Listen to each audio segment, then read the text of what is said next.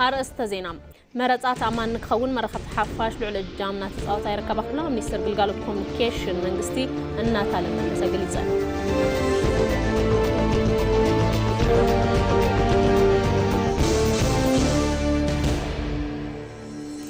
بارتي بلتقنا مبال شوعي حفشاو مرات فتحوي ناس عن ديمقراصيون كوينون خزازم زخلو تكباراتي وقن كمزلو قليتو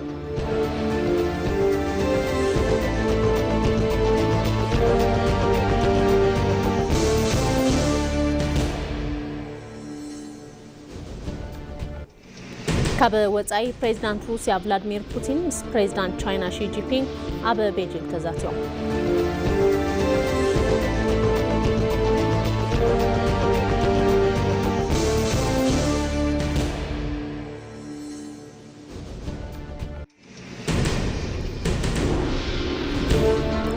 سلام مطعنا هبلي كم يتمسيو خبركم تملكتنا ساعة حدا خوينو ما أدزينا جميل لهم ما أدزينا نمرحو نازريت بريهو حبيركم كتأني حيث لما حد صرتيناتات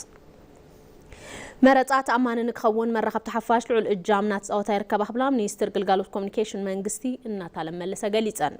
كما مرات أبزبل وسنت هقراو خيدتات قدا مرة خبط حفاش أزيو عزيزي خبلاتان منيستر وسيخان حبيران قلقالو زينا إيتيبيان بعلمزيت كالا سبيل محبرسة بإيتيبيان نعوت ديمقراصية ومرات أقدا مرة خبط حفاش بزبل مري حساب بحبار أبز السناد ومدرخ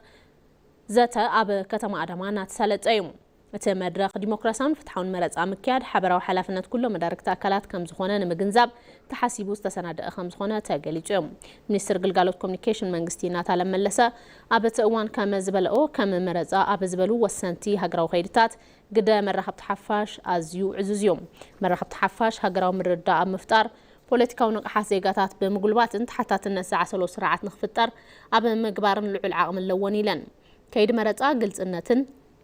حتى تنتن بزلو ملكعو بمكتتالن بمجنزابن سلاماوي ديمقراصياوي أساتافن تأمان كوينو نخزازم حلافنتن كوات أخم زلونا جنزيبن أبصرفو معلتات مرزا إزي سرحان أتنا خيرا نخلصلا متحسابن ون تحبيرهم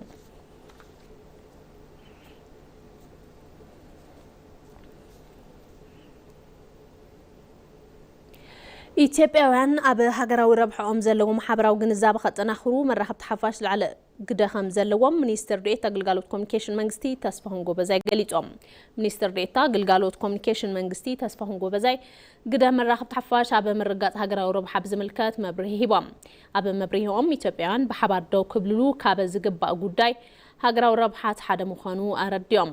ኢትዮጵያውያን ኣብ ሃገራዊ ረብሖም ዘለዎም ሓበራዊ ግንዛቤ ከጠናኽሩ ግደ መራኸብቲ ሓፋሽ ዝለዓለ ኢሎም ሸውዓይ ሓፈሻዊ መረፃ ዝምልከት ፀብፃባት እንትስርሑ ሃገራዊ ረብሓ ዝኽበረሉ መንገዲ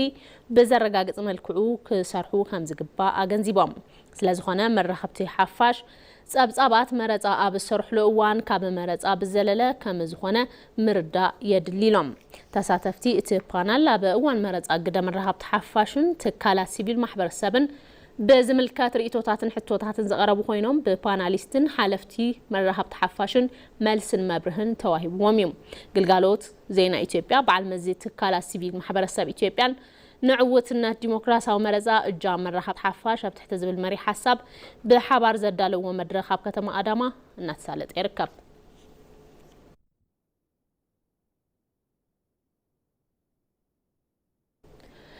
ኢትዮጵያ ሰላምን ጸጥታን አፍሪካን ምዕሳል ዘለዋ ግደ ተጠናኺሩ ክቕጽል ይኽብሉ ላዕለዋይ ኤታማዦር ሹም ፊልድ ማርሻል ብርሃኑ ጁላ ተዛሪቦም ፊልድ ማርሻል ብርሃኑ ጁላን ሚኒስትር ምክልኻል ሃገር ኢንጂነር አይሻ መሐመድን ምስ ሓዱሽ ዳይሬክተር ሓይሊ ጸጥታ ምብራቕ አፍሪካ ብርጋዴር ጀነራል ሮናልድ ሩዊቫንጋን ከምኡውን ነበር ዳይሬክተር ብርጋዴር ጀነራል ፖል ካሁሪያን ጄማን ዘተሳሊጦም وتم نبر دايركتور حيلي محلوتا سرحوم سرحت بزملكات صبصاب زقربون تخون إثيوبيا بتزوبان زركب بدهوتات سلام دحننت المفتاح زرأيتو توفاينتن أمرارحان زلوم نادا قليتهم فيلد مارشال برهانو جلاء حيلي تتنقق زتتعيشات امرات أبال هاجرات حدنتن بوليتك هاجرات معواي مخانو بمقلات إثيوبيا نتحيل زلوا دقف كتحيل مخانا أرقاقيتهم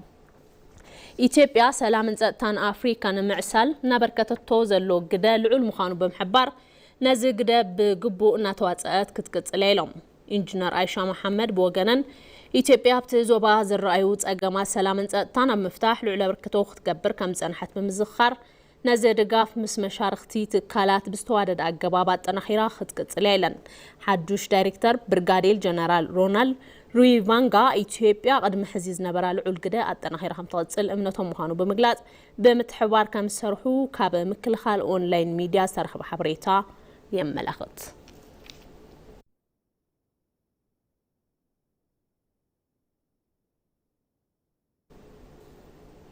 بكنتيبا محدر كتما ديس هابا أدانش أبيس تمرحلقو خاب أزرباجان بروجكت لمعات كتما تعزيبهم كاب بيت صحفات كنتيبا زرخبني حبريتا أزرباجاناويان حزي بزلوم عبالن ختما مليس كامل ما عدو كم زي بلو يقلص كم سيا بريز بروجكت زبله بمقراص كساب حزي أبربحا زيو علوون بوتاتات بمفلاي بعصر دوش عمتات زازمو 50,000 أبايتي هوتيلاتن تمساسلتي لمعاتاتن يهنزلوم ناول كعودي مس منغستي بموداد بصفحاتي صرحهم زلو ار ام يم كبل اتبيت صحبت حبيرهم ابا اديس اباون ببعمتو 100,000 ابايتن تمساسلتي لمعاتاتن مهنا تتلمو بلعر برب يسرحهم زلو افليطو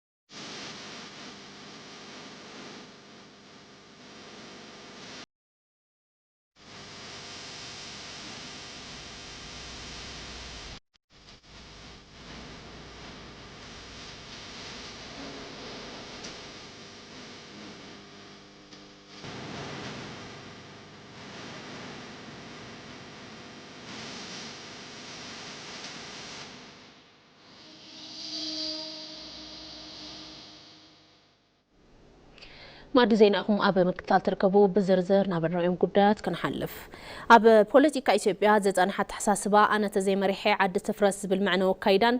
أبا ترد أرز تهانت تاريخ مغيار مدمار حدش حاسا بوليتيكا هوين غريب يوم إذا حساب تاريخ مذكر تاوت عاقيرو كاب متراخ وطيو زنحو سبراتات بمتقان ببهيرن من نتنزلو سبسرح قوانت إنه مفتاح الناس رح يركب نتسبس أب محمد القادر دهاب ياسين إثيوبيا كموحدات لهيقاونتا زنصاصل تاريخ انت زخون لومي تاريخي مهلوان تاريخ إثيوبيا خونه تاريخ عالم أكيدو أبزرئي مسلوشتي بمندرن بأفلالاي استهانص ترخات نهاجرات ندحريت كقوت صنيحهم يوم ازوم ترخات تمالي كابلومي زرححقو صلئيت علامهم نزخونو دما زتمچو دخنت كوينات نزسبكو معريات يوم نيرم من نصصالن من أسننبر زغننه تاريخ زي حدثو أمنغو زبنات استرخبو عوتات زدبززو زنصاصلو ترخات تعزبت عامتات يوم إثيوبيا أب تاريخا بزوح زتقعزت مهدر بزوح مننتن تاريخنيا كوينو غنا أب زحلفو 10 عامتات أب زهاجر مهدار بوليتيكا زعسلو ترخات بخلت تصنفي استسلفو نصاصلت دمصታት يوم نتاريخ مذكرتا ጭቆና ጥራሕ ጌርካ بمسأل حادنت هاجر كم صقم استقصر لخونتات صقمات كغادر صنيح እዩ بخالي وجن اب افلالاي ጥራሕ ዝግበር ሓተታ حادنت ኢትዮጵያ ክፈታተን صنيح እዩ እዙውን أنا أنت زي مريحي هاجر تفرس زبلت حساسبا نخعبل الغير እዩ እዙي أنا ጥራሕ ዝብል መንፈስ ጽንፈኛታት ወሊዱ ሃገራው ሓድነት በታት ይኹ صنيح እዩ ኣብዚ ኸይዲ ውልቀ ሰባትን ትካላትን ብጥርጣረ ተኸቢቦም ሃገራት ትካላትን ውን ናይ ሓባር መዕቆቢ ኣብ ክንዲ ሙኻን መገልገልቲ ሰዓርት ኮይኖም ጸኒሖም እዮም እዚ ኩነታት ንኢትዮጵያ ናብ ዓሚቕ ስብራትን ማሕበራዊ ቅልውላውን ዘእተወ እዩ አንዱ የኢትዮጵያ የፖለቲካ ስብራት ነው ሁለተኛው ኢትዮጵያን የሚመስል የዲሞክራሲ ተቋማት تي حدا سبرات بوليتيكا إثيوبيا اتخالاي إثيوبيا زمسلو تكالات ديمقراسي بزي مهنا صوميو اتسالساي سبرات تكالاتيو إثيوبيا وصيت دمن عصمن كلهم حزبتاتيا زحالفه كله كيو اينبلن قدسونيو ينبلن بمخانو زحالفه كله بزخونه تولدي يفصم نتسناي ነገር ከም ውርስና ሒዝና ቀጽሉ አለዎም ጌጋታት ድማ ከይተሸፋፈኑ ትምርቲ በመውሳድ ወለዶ ከይደግሞም ትምርቲ ክውሰዶም አለዎ በመኻኑ ትማልን ጽባሕን ብምትእሳር ንቅድሚት ክንከይደለና ትካላት ብዘይ ምህናጾም እቲ ሓደ ፓርቲ እንት ሓንጽ እቲ ሓደ እንተፈረስ ኣብ ዕንክሊል ብምእታውና ምስ ዝመፀን ዝኸደን ዘይተጻመደ ነፃ ዘይሻራዊ ዝኾኑ ትካላት ኢትዮጵያ የድልይዋ እዮም ሓደ ግዜ ፍልፍል ናይዞም ነጻጸልቲ ተረኻት ታሪኻዊ ጸላእቲ ኮይኖም መንቀል ናይ ሴራ ድማ ኣብ ክልቲኦም መሰረት ህልውና ኢትዮጵያ ሩባ ኣባይን ቀይሕ ባሕሪን ዝቕዳሕዩ እዞም መሰረተ ስልጣነ ኢትዮጵያ ኣብ ኢድ ኢትዮጵያውያን ከይውዕሉ ብውሽጢ ኣሻጥር ብምድኻም ጥቕሞም ምኽባር ብዝደልዩ ሓይልታት ክስራሕ ጸኒሑ እዩ መንግስቲ ምድማር ዝጸንሑ ስብራታት ንምጽጋን ዘኽእል መስመር ፍልስፍናን ፖለቲካን ኮይኑ ቀሪቡ እዩ ምንም እንኳን የራሳችን የፖለቲካ ስብራት እንደተጠበቀ ቢሆንም የውጭ ስትራቴጂያዊ ጠላቶቻችን እንዳንረጋጋ ምክንያት ያደረጉት እነዚህ ሁለት ተዋዮች ወላ ኮነ አርሰና ስብራት ፖለቲካ ተሃለወ ናይ ደገ ጸላእቲ ንኸይንረጋጋ ምክንያት ዝገብርዎ ንኽልተ ነገራት እዮም ጉዳይ መርከብ በር ባሕሪ ጥራሕ ዘይኮነስ ከም ኢትዮጵያ ንመቕጻል ግድብ ሕዳሰ ንኸይህነጽ ካብ ዲፕሎማሲ ወጻኢ ንኹናት ባንዳ አሰልቲንካ ክሳብ ምስላፊዩ ነይሩ ብዙሕ መስዋዕቲ ተኸፊሉ ግድብ ሕዳሰ ሕዝን ትረአ ብገንዘብ በአርቴክትን መሃንዲሳትን ጥራሕ ዝተዛዘመ ዝመስል ግን ብዙሓት ሰራዊት ፖሊስ ምክልኻልን መስዋዕቲ ከፊሎም እዮም ታሪኻዊ ሕጋውን መሰል ቀይሕ ባሕሪ አልዒልካ ምሕታት ነውሪ ዝነበረሉ እዩ ሕዚ ግና ብሓሳብ ሓደ እንትንኮን ክንስማዕማዕ ክኢልና ኢና ብምዃኑ እንትንድማር ሓደ እንትንከውን ከምዚ ዝበለ ለውጢ ምምጻእ ይከኣል እዩ كم جلس مهور تاريخ أيلة بكري إثيوبيا كابز حالفة قيم تناقفة ناب تسفى صباح نخيت سجر زسرحوا أشاطر كلنا بمفشال وشت أو ترخات دما الناس أسألتي زي كونس أفريكاون زت أساسرو كخوني كبا يبلون إنيا تاريخ ليلوش أفريكانو شكو تررتو قبطاچو نحنا تاريخ كالوت أفريكاويان ترديوم إثيوبيا أو عدوى السرحة عوت نعناون كبعداو مجزاتي نمن نقاف زبرتات عيو إلهم الدراش حبرة أفريكا يتعيش انتبال زمرتوه بوتا إثيوبيايو أب تحت بعداو مجزاتي أي نجزاني لنا بمسواتنا أنتنا خبر إتي أبنت نعنا ترح زي كونس نا أفريكاونيو أفريكا حنت خوينا تتنكر ብዙሓት ሃፍቲ ኣለዋ ሃፍቲ ሰብ ጸጋ ተፈጥሮ ዘለዋ ሃገርያ ግን እቲ ሃፍቲ እንትጉሕጓሕ ናብ ደገ እዩ ዝወጽእ በዚ እውን ንዓና ጎንፂ እናፈጠሩ ነንበዓልና እዮም ዘጓንጹና በዚ እውን ብዙሕ ግዜ ኣብ ኢትዮጵያ እናተኸፈሎም ንኻሊእ ሓይሊ ዝቃለሱ ኣለዉ ግን ንሕና ይኮናን ንኢትዮጵያ ንታሪኽ አፍሪካ ክንቃለስ ኣለና ዝጸንሑ ነጻጸልቲ ተረኻት ኢትዮጵያ ብምቕያር ኣፈላላያት ናብ ጽባቐ ጉንጽታት ናብ ስምምዕነት ስብራታት ድማ ናብ ጽገና ዝቕይር ሓዱሽ ታሪኽ ወለዶ እናተቐረጸ ይርከብ እዚ እውን ኢትዮጵያ ካብ ዝሓለፈ ቂም ተናጊፋ ናብ ጽባሕ ተስፋ ንኽትሰግር ዝሕግዝ እዩ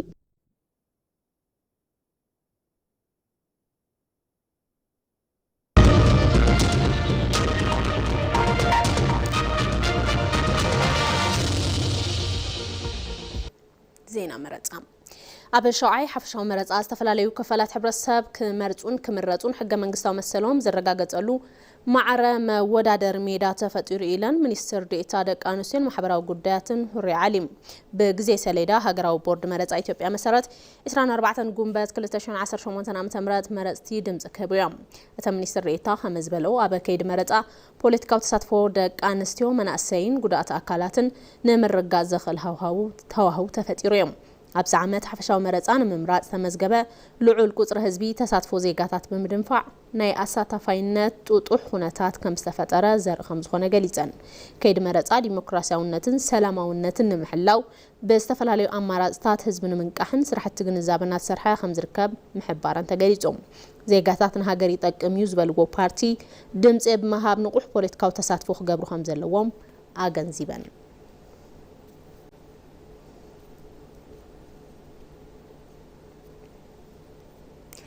ተናሓናሕቲ ፓርቲታት ንሰላምን ዕቤትን ሃገር ብሓባር ክሰርሑ ይግባእ ኢሎም ነበርቲ ዞባ ምዕራብ ጉጂ ነበርቲ ዞባ ምዕራብ ጉጂ ወረዳ ኣብያ ኣብ ሸውዓይ ሓፈሻዊ መረፃ ዝሳተፉ ተናሓናሕቲ ፓርቲታት ንሰላምን ዕቤትን ሃገር ብሓባር ክሰርሑ ይግባእ ኢሎም እቶም ነበርቲ ካርድ መረፃ ብምውሳድ ኣብ ሸውዓይ ሓፈሻዊ መረፃ ብንቕሓት ንምስታፍ ምድላዎም ሓቢሮም መረፃ መግለፂ ስርዓት ዲሞክራሲ ምዃኑ ዝገለጹ እቶም ነበርቲ ናይ ምምራፅ ዲሞክራሲያዊ መሰሎም ንምጥቃም 24 ጉንበት ብሃንቀውታ እናተጸበይዎ ምዃኖም ተዛሪቦም እቲ መረፃ ናፃ ፍትሓውን ሰላማውን ኮይኑ ክዛዘም ግዶም ንምውፃእ ምድላዎም እውን እቶም ነበርቲ ገሊጾም ክብል ቤት ጽሕፈት ጉዳያት ኮሙኒኬሽን ዞባ ምዕራብ ጉጂ ጸብጺቡ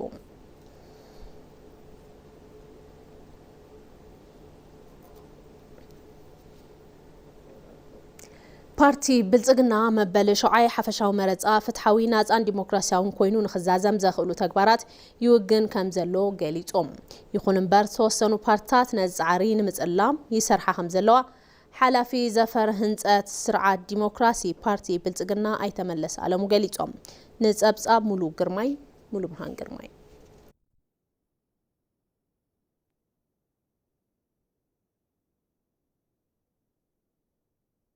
ፓርቲ ትብብር ለኢትዮጵያ አንድነት ምስ ሓፈሻዊ መረፃ 2018 ዓመተ ምህረት ተሒዙ ክሳብ ሕዚ ዝነበረ ኸይዲ ብምግምጋም እዋናዊ ዝበሎም ጉዳያት ተማልዕ ዕለት መግለፂ ሂቡ ፓርቲ ትብብር ኣብ ዝሃቦ መግለፂ ካብ መዝገበ ሕፁያት ክሳብ ቅድመ መረፃ ተዓዚበዮም እዮም ዝበሎም ጉዳያት ዘርዚሩ እዩ 11 ነጥብታት ዝሓዘ መግለፂ ፓርቲ ትብብር ለኢትዮጵያ ኣብ መዝገበ ሕፁያትን ኣወሳስዳ ካርድን ኸይዲ እቲ መረፃ ጠመተ ዝገብር እዩ ብቐጥታ ንፓርቲ ብልጽግና ይምልከት እዩ ዝበሎም ሓሳባት እውን ኣብ መግለፂኡ ኣልዒሉ እዩ እቲ ፓርቲ ዘቕረቦ ጥርዓኑን መረፃ ቦርዲ ኣብ እዋኑ ዘቕረቦ ምዃኑ ሓቢሩ እዩ ፓርቲ ትብብር ካብ ኸይዲ መረፃ ብተወሳኺ ምስቲ ኸይዲ ዘይራኸቡ ካልኦት ቅድመ ኩነታት እውን ንመንግስቲ ኣቕሪቡ እዩ ብኻልእ ወገን ፓርቲ ብልጽግና ፓርቲ ትብብር ኣብ ዘለዓሎም ጉዳያት መብርሂ ሂቡ እዩ ሓላፊ ዘፈር ህንፀት ባህሊ ዲሞክራሲ ፓርቲ ብልጽግናን ስራሕ ፈጻሚ ሓባራዊ ቤት ምኽሪ ፓርቲታት ፖለቲካ ኣይተ መለስ አለሙ እውን ፓርቲ ብልጽግና መበል ሸውዓይ ሓፈሻዊ መረፃ ናፃን ዲሞክራሲያዊን ተኣማንን ክኾን ተሳትፎ ይገብር ከም ዘሎ አልዒሎም እዮም የምርጫ ተዋንያን በርካታ ተግባራትን ፈጽመዋል ከነዚያ ውስጥ የዲሞክራሲ ተቋማት አሉ የምርጫ ቦርድ አንዱ ነው ተሳተፍቲ መረፃ ብርክት ዝበሉ ስራሕትታት ወጊኖም እዮም ካብ መንጎኦም እውን ትካላት ዲሞክራሲ ቦርድ መረፃ ትካላት ማሕበራት ሲቪል ሚድያን ካልኦትን ኣለዎ ኣካላት ጸጥታ ትካላት ፍትሒ እውን ኣለዎ እዮም እዞም ኣካላት ኣግባብ ሕጊ ስዒቦም ብናጽነት እጃሞም ንኸበርክቱ መረፃ ብዓወት ንኽዛዘም ዘኽእሉ ብርክት ዝበሉ ተግባራት ተወጊኖም እዮም እቲ ኻሊእ ብፍላይ ምስ ፓርቲታት ፖለቲካ ካብ ንሕንሕ ብዝሓለፈ ብምትሕብባር ንሰርሐሎም ጉዳያት ፈሊና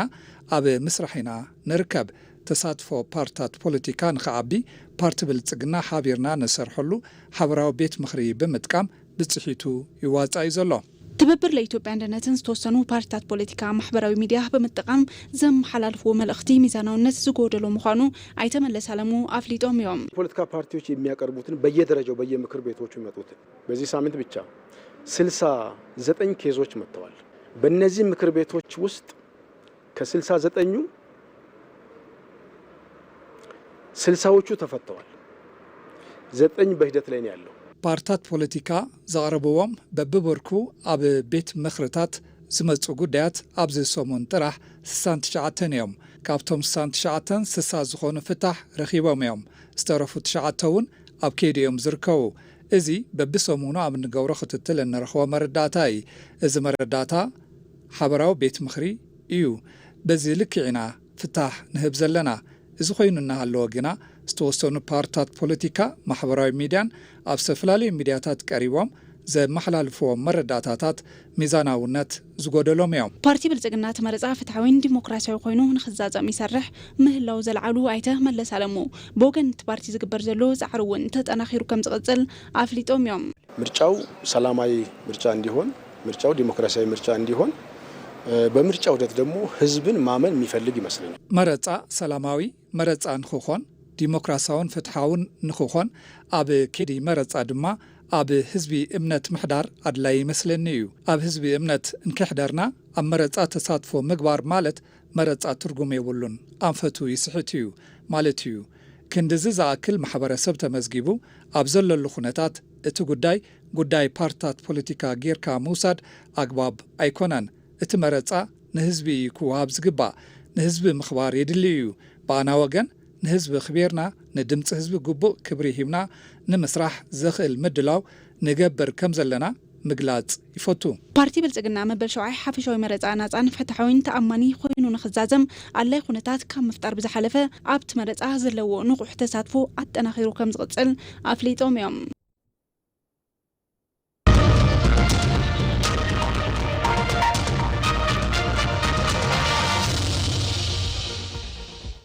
ዜና ውጻይ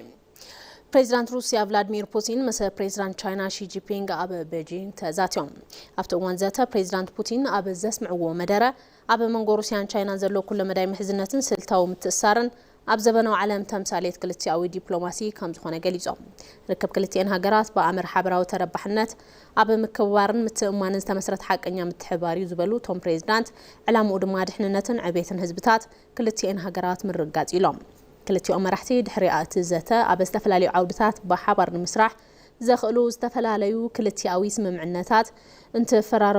እናተፈራረሙ ከም ዝርከቡ ጸብጻብ ሲጂቲኤን ኣመላኺቱ ቻይናን ሩስያን ናይ ኩሉ ግዜ መሓዙት ሃገራት እንትኾና እተን ሃገራት ኣብ መዳይ ቁጠባ ፖለቲካ ወታደራውን ህዝቢ ምስ ህዝቢ ርክበን ካብ እዋን ናብ እዋን እናተጠናኸረ መጽዩ ቻይናን ናይ ሩስያ ነዳዲ ብምዕዳግ ቀዳመይቲ መሓዛ ንግድን ትትከውን ልውውጥ ንግዲ ክልቲአን ሃገራት እውን ብዓመት ካብ 235 ክሳብ 240 ቢልዮን ዶላር ከም ዝበጽሕ ሓበሬታ ቢቢሲ የመላኽት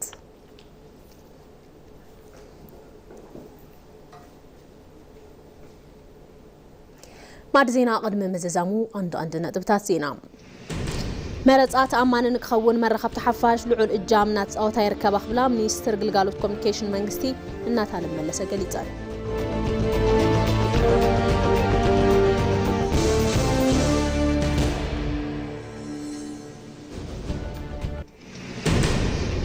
ፓርቲ ብልጽግና መበል ሸውዓይ ሓፈሻዊ መረፃ ፍትሓዊ ናፃን ዲሞክራሲያዊ ኮይኑ ንኽዛዘም ዘኽእሉ ተግባራት ይውግን ከም ዘሎ ገሊጹ